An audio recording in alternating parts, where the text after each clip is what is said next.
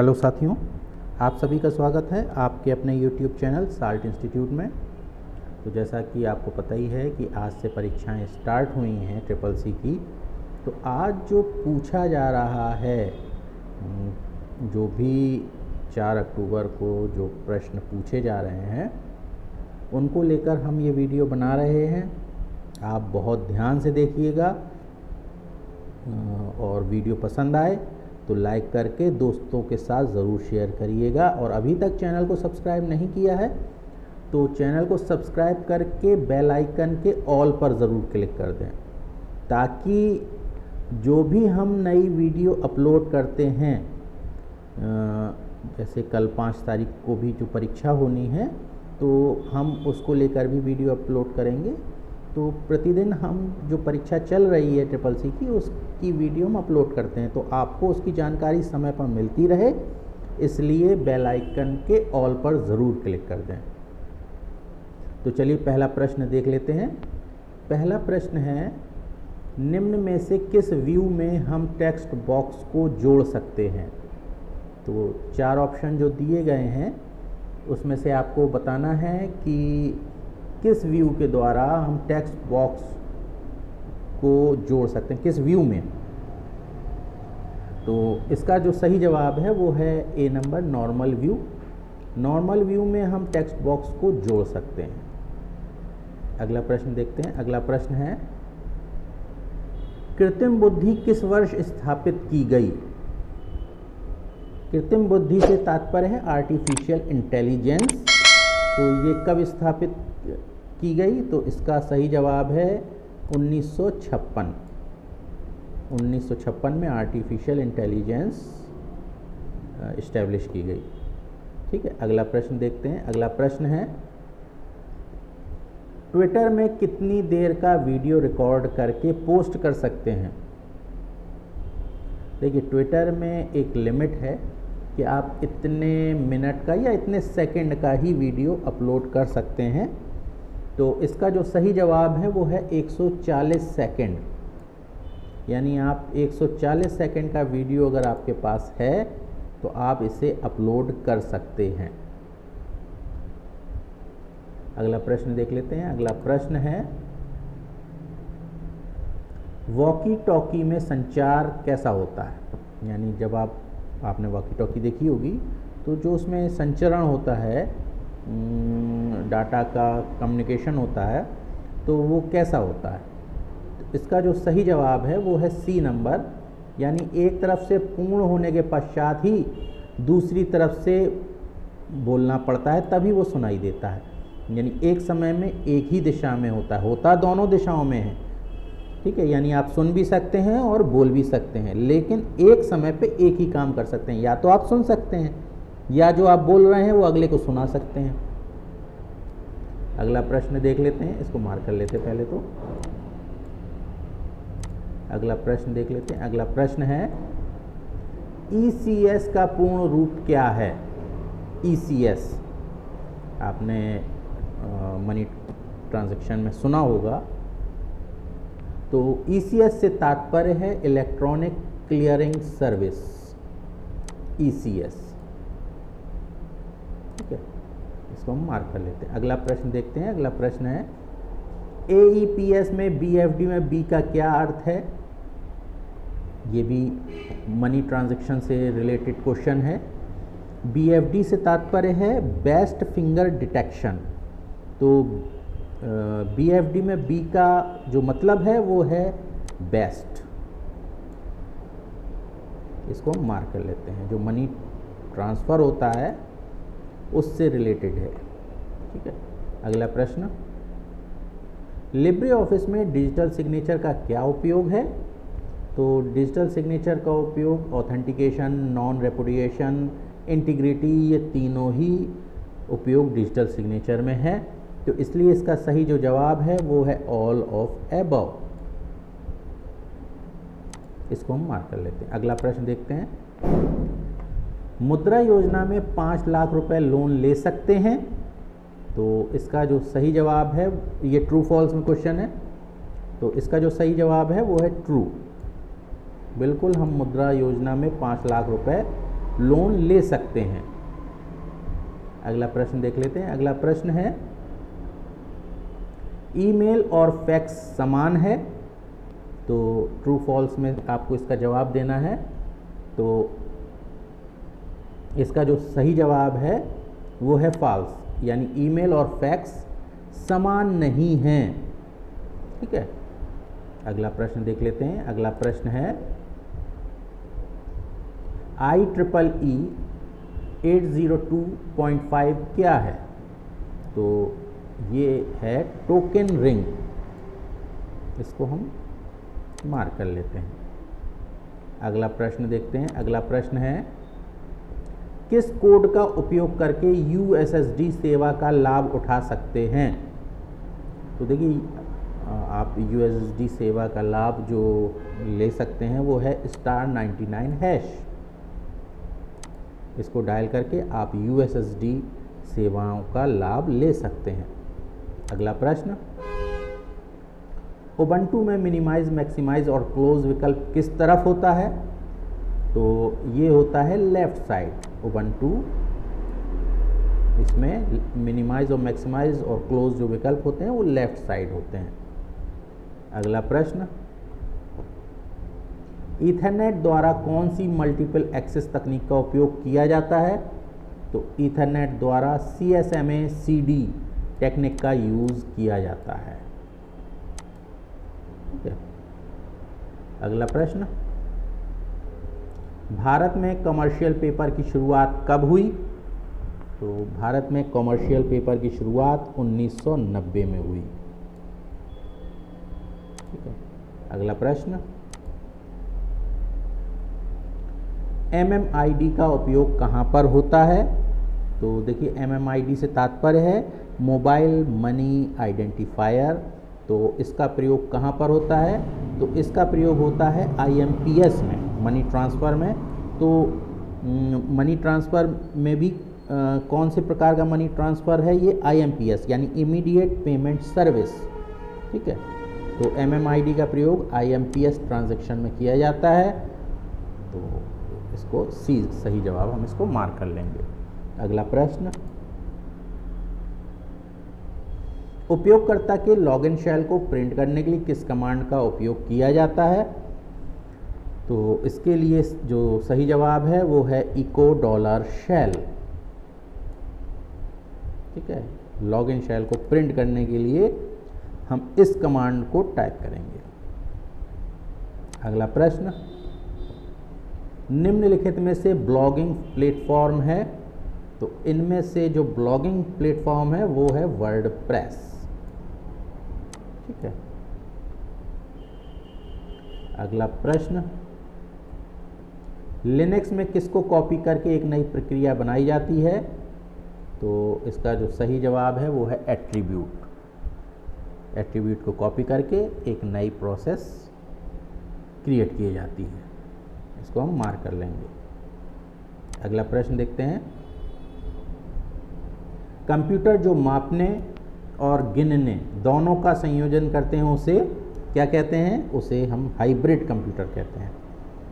ठीक है, जो कंप्यूटर मापने और गिनने दोनों कार्य कर सकते हैं उन्हें हम हाइब्रिड कंप्यूटर कहते हैं। अगला प्रश्न, रुपए शब्द की उत्पत्ति कहाँ से हुई? तो रुपए शब्द की उत्पत्ति संस्कृत शब्द से हुई है। ठीक है, तो इसको हम मार्क कर लेते हैं। अगला प्रश्न देखते हैं। अगला प्रश्न है, एम कवच क्या है? तो एम कवच से तात्पर्य सिक्योरिटी फॉर मोबाइल है। ठीक है, एम कवच मोबाइल कवच शॉर्ट फॉर्म है। तो सिक्योरिटी फॉर मोबाइल से तात्पर्य है इसका। अगला प्रश्न, बिटकॉइन को किसने बनाया? तो चारों ऑप्शन में से सही जवाब है बी नंबर, सतोशी नाकामोतो। इन्होंने बिटकॉइन की परिकल्पना की, बनाई। ठीक है, अगला प्रश्न, पहला ग्राफिक्स वेब ब्राउज़र कौन है? तो पहला वेब ब्राउज़र जो ग्राफिक्स बेस्ड था वो है मोज़ैक। मोज़ेक इसका सही जवाब है। अगला प्रश्न, निम्न में से कौन सा पांचवी पीढ़ी का उदाहरण है? तो पांचवी पीढ़ी का उदाहरण है PIM/M, ये पांचवी पीढ़ी का उदाहरण है। अगला प्रश्न देखते हैं, हॉटमेल किसका पार्ट है? तो हॉटमेल जो है वो माइक्रोसॉफ्ट का एक पार्ट है। ठीक है। अगला प्रश्न, वार्म बूट का उदाहरण है? तो वार्म बूट का उदाहरण है रीस्टार्ट। रीस्टार्ट को ही वार्म बूटिंग कहते हैं। ये ध्यान कर लें, आपको वार्म बूटिंग अगर पूछा जाता है तो कंप्यूटर चालू अवस्था में हम उसको दोबारा से स्टार्ट करें रीस्टार्ट ऑप्शन के द्वारा, तो उसे हम वार्म बूटिंग कहते हैं। इसको बहुत अच्छी तरीके से ध्यान से पढ़ लीजिएगा। अगला प्रश्न, लिंक्डइन किस कंपनी का उत्पाद है? तो लिंक्डइन माइक्रोसॉफ्ट कंपनी का उत्पाद है। इसको हम मार्क कर लेते हैं। ठीक है। अगला प्रश्न, दशमलव संख्या प्रणाली का आधार क्या है? तो दशमलव संख्या यानी डेसिमल नंबर सिस्टम का जो बेस है वो है 10। ठीक है, इसको हम मार्क कर लेते हैं। अगला प्रश्न, लाइनेक्स में खाली फाइल बनाने के लिए कमांड है?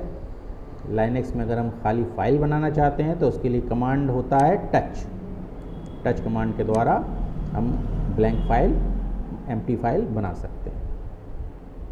अगला प्रश्न, ई बैंकिंग का पर्यायवाची क्या है? तो ई बैंकिंग से तात्पर्य है इलेक्ट्रॉनिक बैंकिंग, तो वो है इंटरनेट बैंकिंग का उदाहरण। ठीक है। अगला प्रश्न देख लेते हैं। अगला प्रश्न है, सोशल नेटवर्किंग साइटों के बीच संचार प्रदान करता है? तो वो है मनुष्य। ठीक है। सोशल नेटवर्किंग साइटों के बीच जो कम्युनिकेशन प्रदान करता है वो मनुष्य के लिए प्रदान किया जाता है। ठीक है। अगला प्रश्न, निम्न में से कौन सा डिवाइस सीधे मुद्रित पाठ इनपुट के लिए उपयोग किया जाता है? तो इसका सही जवाब है OCR। ठीक है। जो सीधे जो प्रिंटेड टेक्स्ट है उसको कंप्यूटर पर ट्रांसफ़र करने के लिए OCR का यूज़ किया जाता है, ऑप्टिकल कैरेक्टर रिकॉग्निशन। ठीक है। ऑप्टिकल कैरेक्टर रीडर भी कहते हैं इसे, तो OCR इसका सही जवाब है। अगला प्रश्न, निम्न में से कौन कंप्यूटर बस नहीं है? चारों ऑप्शन में से जो कंट्रोल बस भी कंप्यूटर बस है, डाटा बस भी है, एड्रेस बस भी है, लेकिन लिंक बस कंप्यूटर बस नहीं है। इसको हम मार्क कर लेते हैं। अगला प्रश्न, फ्यूचर स्किल्स पोर्टल किसके द्वारा लॉन्च किया गया है? तो फ्यूचर स्किल्स पोर्टल नासकॉम के द्वारा लॉन्च किया गया है, नासकॉम। ठीक है। अगला प्रश्न देखते हैं। अगला प्रश्न है, निम्नलिखित में से कौन सा बिग डाटा फ्रेमवर्क गूगल द्वारा विकसित किया गया था? तो इसका जो सही जवाब है वो है map reduce. Big data framework जो गूगल द्वारा विकसित किया गया वो है मैप रिड्यूस। अगला प्रश्न, निम्नलिखित में से कौन सी लेयर एक संचार लेयर है जो IoT उपकरणों को वैन से जोड़ती है? तो इसका जो सही जवाब है वो है लेयर नेटवर्क लेयर, जो एक संचार लेयर भी है जो IoT उपकरणों को वैन से जोड़ती है। अगला प्रश्न, किस बैंक ने पेमेंट के लिए सबसे पहले USSD कोड शुरू किया था? तो उस बैंक का नाम है यूनियन बैंक ऑफ इंडिया। इस बैंक द्वारा USSD कोड की शुरुआत की गई। अगला प्रश्न, किस टोपोलॉजी में 25 कनेक्शंस के लिए अधिक तार की आवश्यकता होगी? तो देखिए इसका सही जो जवाब है वो है मैश। मैश टोपोलॉजी में अगर हमें 25 कनेक्शन करने हैं तो हमें इन बाकी टोपोलॉजी की अपेक्षा ज़्यादा तारों की आवश्यकता होती है मैश टोपोलॉजी में, क्योंकि इसमें हर कंप्यूटर दूसरे कंप्यूटर से जुड़ा होता है। ठीक है, मान के चलिए एक कंप्यूटर है तो वो बाकी के 24 कंप्यूटर से जुड़ा होगा डायरेक्टली। ठीक है, बाकी में ऐसा नहीं होता है, तो इसलिए सबसे अधिक तारों की आवश्यकता मैश टोपोलॉजी में पड़ेगी। अगला प्रश्न देखते हैं। अगला प्रश्न है फेसबुक में कितने प्रकार के रिएक्शन होते हैं? तो फेसबुक में 6 प्रकार के रिएक्शन होते हैं। आपने अगर देखा हो तो फेसबुक में आप 6 प्रकार के रिएक्शंस का यूज़ कर सकते हैं। अगला प्रश्न, जंक मेल का दूसरा नाम। जंक मेल आपने देखी होगी, तो जंक मेल का दूसरा जो नाम है उसे हम स्पैम भी कहते हैं। गूगल जीमेल में से स्पैम के नाम से भी जानते हैं, और याहू या रेडिफ में उसे हम जंक मेल के नाम से जानते हैं। तो ध्यान रखिएगा, जो स्पैम हम जीमेल, क्योंकि आप लोग जीमेल ज़्यादा यूज़ कर रहे हैं तो वहाँ पे आप स्पैम मेल जो है इसको पढ़ते होंगे, लेकिन यदि आप याहू या रेडिफ मेल का यूज़ करते हैं तो वहाँ पे स्पैम को जंक मेल के नाम से भी जानते हैं। अगला प्रश्न, एनपीसीआई की शुरुआत कब हुई? तो देखिए, एनपीसीआई से तात्पर्य क्या है? National payments corporation of India. National payments corporation of India, इसकी शुरुआत कब हुई? तो इसकी शुरुआत हुई 2008 से। इसको हम मार्क कर लेंगे। अगला प्रश्न, डीवीडी की शुरुआत कब हुई? तो डीवीडी की शुरुआत हुई है 1996 से। डीवीडी का यूज़ 1996 से हो रहा है। अगला प्रश्न, सीडी कब प्रचलन में आई? तो देखिए, सीडी जो प्रचलन में आई वो 1982 से प्रचलन में आ गई थी। ठीक है, तो इसको हम मार्क कर लेंगे। अगला प्रश्न, पाठ्य क्षेत्र के लिए डिफ़ॉल्ट थीम फॉन्ट है? तो देखिए, जो आपका पाठ्य क्षेत्र है, टेक्स्ट एरिया यहाँ पे आप टाइप कर रहे हैं, उसका डिफ़ॉल्ट थीम फॉन्ट है वो है एरियल ब्लैक। ठीक है, अगला प्रश्न देखते हैं। अगला प्रश्न है, निम्नलिखित में से कौन सा वर्ल्ड वाइड वेब द्वारा नियंत्रित है? तो वो है वर्चुअल बैंकिंग, वो www द्वारा नियंत्रित किया जाता है। अगला प्रश्न देखते हैं, TLS और SSL क्या है? तो TLS और SSL जो हैं वो क्रिप्टोग्राफिक प्रोटोकॉल हैं। इसको हम मार्क कर लेते हैं। अगला प्रश्न देखते हैं, ब्लॉग शब्द 2 शब्दों का संयोजन है। तो ब्लॉग शब्द वेब लॉग से मिलकर बना है, तो ये C नंबर इसका सही जवाब है। अगला प्रश्न देखते हैं। अगला प्रश्न है, निम्नलिखित में से URL का भाग नहीं है? कौन सा, आप चारों में से कौन सा आपको लगता है जो URL का भाग नहीं है? तो देखिए, पाथ है, प्रोटोकॉल है, डोमेन नेम है, लेकिन हाइपरलिंक URL का भाग नहीं है। अगला प्रश्न देख लेते हैं। अगला प्रश्न है,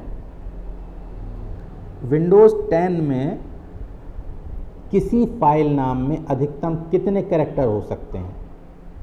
तो देखिए, विंडोज़ 10 में जो फाइल नाम में आप कैरेक्टर यूज़ कर सकते हैं वो है 260। आप 260 अक्षर तक फाइल का नाम रख सकते हैं। ठीक है, अगला प्रश्न देखते हैं। अगला प्रश्न है, स्क्रीन पर 2 रंगीन पिक्सेल्स के बीच की दूरी को क्या कहते हैं? स्क्रीन पर 2 रंगीन पिक्सेल्स के बीच की दूरी को डॉट पिच कहते हैं। इसको हम मार्क कर लेते हैं। अगला प्रश्न देखते हैं। अगला प्रश्न है, डोमेन नाम को आईपी पते में बदलने के लिए किस सेवा का उपयोग किया जाता है? तो डोमेन नेम को आईपी पते में बदलने के लिए डीएनएस सेवा का यूज़ किया जाता है। इसको हम मार्क कर लेते हैं। अगला प्रश्न देखते हैं। अगला प्रश्न है लिनक्स में शेल क्या है? तो लिनक्स में जो शेल है वो एक प्रकार का प्रोग्राम है, ठीक है, तो हम इसको मार्क कर लेते हैं। अगला प्रश्न, वह ऑपरेटिंग सिस्टम जो वास्तविक समय के संदर्भ में पढ़ता है और प्रतिक्रिया करता है। तो वास्तविक समय के संदर्भ में जो ऑपरेटिंग सिस्टम यूज़ किया जाता है वो कहलाता है वो रियल टाइम ऑपरेटिंग सिस्टम कहलाता है, रियल टाइम ओएस। ठीक है, अगला प्रश्न देख लेते हैं। अगला प्रश्न है एक सॉफ्टवेयर जो स्वतंत्र रूप से एक्सेस और संशोधित किया जा सकता है, तो वो है OSS, यानी इससे तात्पर्य है ओपन सोर्स सॉफ्टवेयर। तो यानी ऐसा सॉफ्टवेयर जो डाउनलोड आप कर सकते हैं और उसमें परिवर्तन भी कर सकते हैं उसके सोर्स कोड में, ठीक है, तो वो ऐसे सॉफ्टवेयर OSS कहलाते हैं, यानी ओपन सोर्स सॉफ्टवेयर। अगला प्रश्न देखते हैं। अगला प्रश्न है एक नेटवर्क में भाग लेने वाले कंप्यूटरों को किस नाम से जाना जाता है? तो नेटवर्क में जो कंप्यूटर और यूज़ किए जा रहे हैं उनको हम क्लाइंट भी कहते हैं, ठीक है, तो हम इसको मार्क कर लेते हैं। अगला प्रश्न, प्लेन टेक्स्ट में सिफर टेक्स्ट को परिवर्तित करने को क्या कहा जाता है? ठीक है, तो उसे कहा जाता है डिक्रिप्शन। इसको हम मार्क कर लेते हैं। अगला प्रश्न देख लेते हैं। अगला प्रश्न है कंप्यूटर में किस प्रकार की भाषा का उपयोग नहीं किया जाता है? तो कंप्यूटर में मिडिल लेवल लैंग्वेज का यूज़ नहीं किया जाता है, ठीक है। अगला प्रश्न देख लेते हैं। अगला प्रश्न है किसी शब्द में पहले स्मॉल और उसके बाद कैपिटल में गए वर्ड क्या कहलाते हैं? वो कहलाते हैं टॉगल केस। आपने अभी तक तो देखा होगा कि किसी शब्द का पहला अक्षर कैपिटल होता है, बाकी स्मॉल होते हैं, ये तो आपने देखा होगा, या पूरा कैपिटल या पूरे स्मॉल होते हैं। लेकिन वे शब्द जिनका पहला अक्षर स्मॉल होता है और बाकी शब्द कैपिटल होते हैं तो उन्हें ऐसे शब्दों को टॉगल केस कहा जाता है। अगला प्रश्न, कंप्यूटर की भौतिक बनावट कहलाती है, तो कंप्यूटर की भौतिक बनावट हार्डवेयर कहलाती है, ठीक है, इसको हम मार्क कर लेते हैं। अगला प्रश्न, अली बाबा के मालिक कौन है? तो अली बाबा आपने वेबसाइट सुनी होगी, चाइना की है। तो अली बाबा के जो मालिक हैं वो हैं जैक मा। इसको हम मार्क कर लेते हैं। अगला प्रश्न देखते हैं। अगला प्रश्न है किस बैंक ने हम हार नहीं मानेंगे शीर्षक के साथ एक नया गीत जारी किया है? तो वो है HDFC। HDFC बैंक ने एक नया गीत जारी किया है कि हम हार नहीं मानेंगे, ठीक है। अगला प्रश्न, एशियाई टाइपोग्राफिक का संबंध होता है? तो एशियाई टाइपोग्राफिक से तात्पर्य है लैंग्वेज से संबंध होता है, ठीक है। एशियाई टाइपोग्राफिक का संबंध लैंग्वेज से होता है। अगला प्रश्न देखते हैं। अगला प्रश्न है निम्न में से कौन सा ईमेल का ऑप्शन नहीं है? तो देखिए फॉरवर्ड पाया जाता है, रिप्लाई पाया जाता है, रिप्लाई ऑल पाया जाता है ईमेल में, लेकिन फॉरवर्ड ऑल नहीं पाया जाता, ठीक है, तो इसको हम मार्क कर लेंगे। अगला प्रश्न देखते हैं। अगला प्रश्न है वह कौन सी हैकिंग है जिसका उपयोग करने से गवर्नमेंट जॉब मिल सकती है? तो देखिए वो है इथिकल हैकिंग।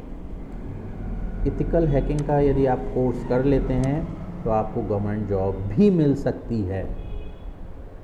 अगला प्रश्न देखते हैं। अगला प्रश्न है उबंटू में नए निर्मित ब्राउज़र का नाम क्या है? तो उबंटू में निर्मित ब्राउज़र का नाम है फायरफॉक्स। इसको हम मार्क कर लेते हैं। अगला प्रश्न देखते हैं। अगला प्रश्न है USB डिवाइस निम्न में से किस संरचना का अनुसरण करता है? तो USB डिवाइस ट्री स्ट्रक्चर का यूज करता है। अगला प्रश्न स्थायी खाता संख्या यानी पैन में, परमानेंट अकाउंट नंबर में कितनी संख्याएं होती हैं? यानी पैन कार्ड में कितनी संख्याएं होती हैं? तो इसका सही जो जवाब है वो है 10 होती हैं पैन कार्ड में। अगला प्रश्न मास्टर स्लाइड में कितने भाग होते हैं? तो मास्टर स्लाइड में 5 पार्ट होते हैं। ठीक है, तो हम मार्क कर लेते हैं। अगला प्रश्न निम्नलिखित में से कौन 2000 रुपये के नोट के पीछे की विशेषता है? तो देखिए चारों में से 2000 रुपये के नोट के पीछे क्या प्रिंटेड है? तो वो उसका सही जवाब है मंगलयान। 2000 रुपये के नोट के पीछे मंगलयान प्रिंटेड है। अगला प्रश्न देख लेते हैं। अगला प्रश्न है निम्नलिखित में से किसके पास एक चुंबकीय पट्टी होती है? तो ये 3 ऑप्शनों में से क्या सही है? तो वो सही है क्रेडिट कार्ड। क्रेडिट कार्ड में मैग्नेटिक स्ट्राइप होती है जिसको रीड किया जाता है, आपका पूरा डिटेल उस रीडर के द्वारा, उस डिवाइस के द्वारा पढ़ ली जाती है। अगला प्रश्न देख लेते हैं। अगला प्रश्न है निम्नलिखित में से कौन ऑपरेटिंग सिस्टम का कार्य नहीं है? तो ऑपरेटिंग सिस्टम का जो कार्य नहीं है वो है वायरस प्रोटेक्शन। ये ऑपरेटिंग सिस्टम का कार्य नहीं है। ठीक है। अगला प्रश्न निम्नलिखित में से कौन सी प्रणाली मानव सोच की नकल करती है?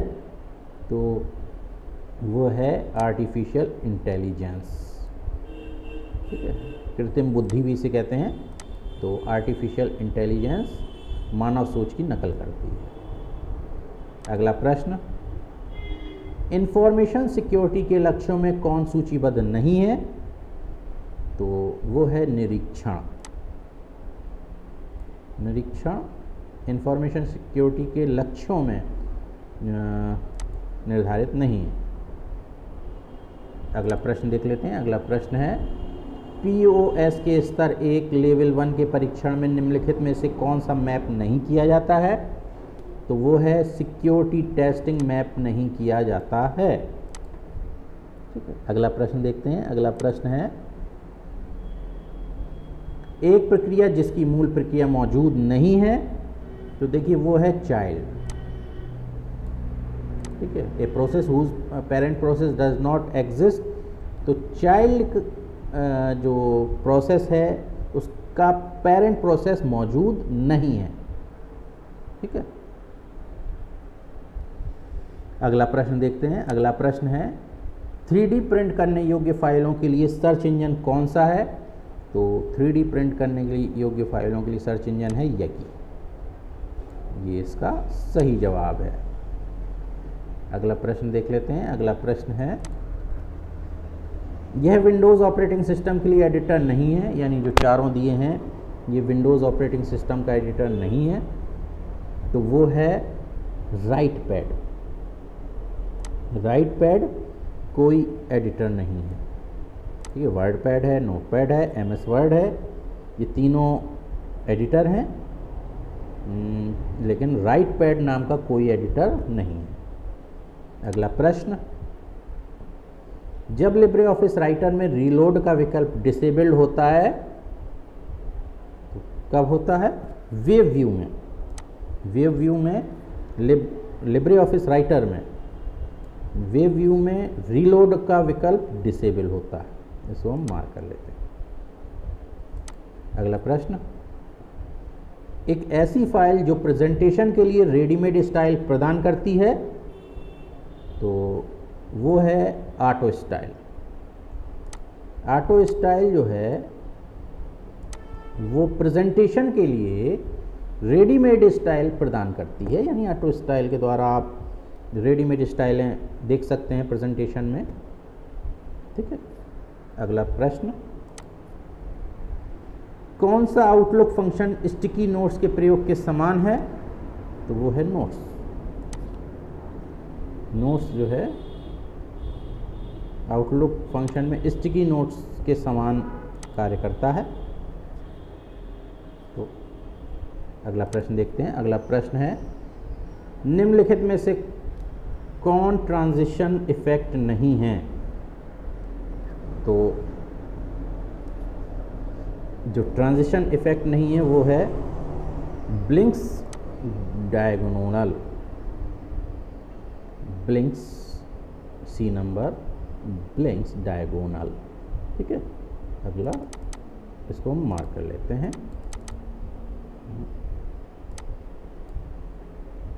ये ऑप्शन ट्रांजिशन इफेक्ट में नहीं मौजूद है। ठीक है, अगला प्रश्न देखते हैं। अगला प्रश्न है, लिब्रे ऑफिस राइटर का डिफ़ॉल्ट हाईलाइट कलर कौन सा होता है? तो लिब्रे ऑफिस राइटर का डिफ़ॉल्ट हाईलाइट कलर येलो होता है। हाईलाइट करने के लिए जब हम किसी को सिलेक्ट करते हैं तो हाईलाइट कलर येलो आता है। ठीक है, अगला प्रश्न देखते हैं। अगला प्रश्न है, पहला यूनिक्स ऑपरेटिंग सिस्टम किस भाषा में लिखा गया था? तो पहला Unix operating system programming C में लिखा गया था। इसको हम मार्क कर लेते हैं। अगला प्रश्न देखते हैं। अगला प्रश्न है, निम्नलिखित में से कौन सा ऑपरेटिंग सिस्टम वास्तव में मल्टीटास्किंग को लागू नहीं करता है? तो देखिए, Windows NT, Windows 98, Windows XP ये सभी मल्टीटास्किंग को सपोर्ट करते हैं, लेकिन MS-DOS जो है वो मल्टीटास्किंग को सपोर्ट नहीं करता, यानी एक समय पे केवल आप एक ही कार्य इसमें कर सकते हैं। अगला प्रश्न देख लेते हैं। अगला प्रश्न है, देश का प्रथम कंप्यूटर साक्षर जिला है? तो देश का प्रथम कंप्यूटर साक्षर जिला है मलप्पुरम, केरला में है। ये देश का प्रथम कंप्यूटर साक्षर जिला है। अगला प्रश्न देखते हैं। अगला प्रश्न है, कंप्यूटर प्रोसेस द्वारा इंफॉर्मेशन में परिवर्तित किसको किया जाता है? तो वो है डाटा। कंप्यूटर के प्रोसेस द्वारा डाटा को इंफॉर्मेशन में परिवर्तित किया जाता है। ठीक है, अगला प्रश्न देखते हैं। अगला प्रश्न है, कोर्सेरा क्या है? तो कोर्सेरा से तात्पर्य है ई लर्निंग, इलेक्ट्रॉनिक लर्निंग से तात्पर्य है, कोर्सेरा भी उसे कहते हैं। ठीक है, अगला प्रश्न देख लेते हैं। अगला प्रश्न है, संसार का प्रथम प्रोग्रामर माना जाता है? तो प्रथम प्रोग्रामर, फर्स्ट प्रोग्रामर किसे माना जाता है? वो है लेडी अडा ऑगस्टा। इन्हें जो है फर्स्ट प्रोग्रामर माना जाता है। अगला प्रश्न देखते हैं। अगला प्रश्न है, क्रेडिट कार्ड का आविष्कार किसने किया? तो क्रेडिट कार्ड का आविष्कार जॉन बिगिंस ने किया। इसको हम मार्क कर लेते हैं। अगला प्रश्न देख लेते हैं। अगला प्रश्न है, निम्नलिखित में से कौन सा भाषा प्रोसेसर है, लैंग्वेज प्रोसेसर है?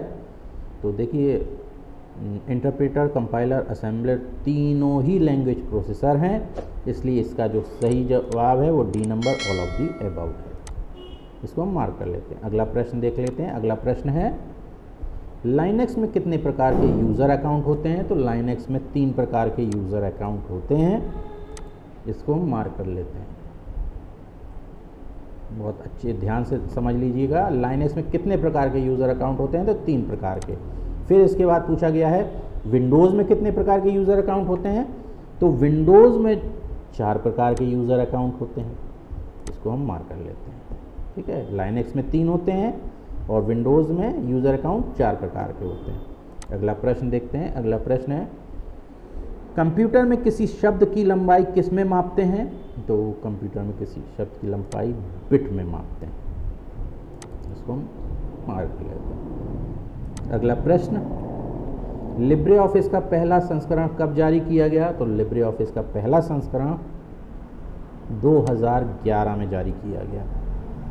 इसको हम मार्क कर लेते हैं। ये भी आप ध्यान से समझ लीजिएगा, लिब्रे ऑफिस के बहुत से क्वेश्चन आते हैं, लेकिन ये इस बार पूछा जा रहा है कि लिब्रे ऑफिस का पहला संस्करण कब जारी किया गया, तो 2011 में जारी किया गया। अगला प्रश्न, लिब्रे ऑफिस राइटर में कितने मेनू होते हैं, तो लिब्रे ऑफिस राइटर में 11 मेनू होते हैं। ये भी आप बहुत ध्यान से देख लीजिएगा, लिब्रे ऑफिस राइटर में 11 मेनू होते हैं।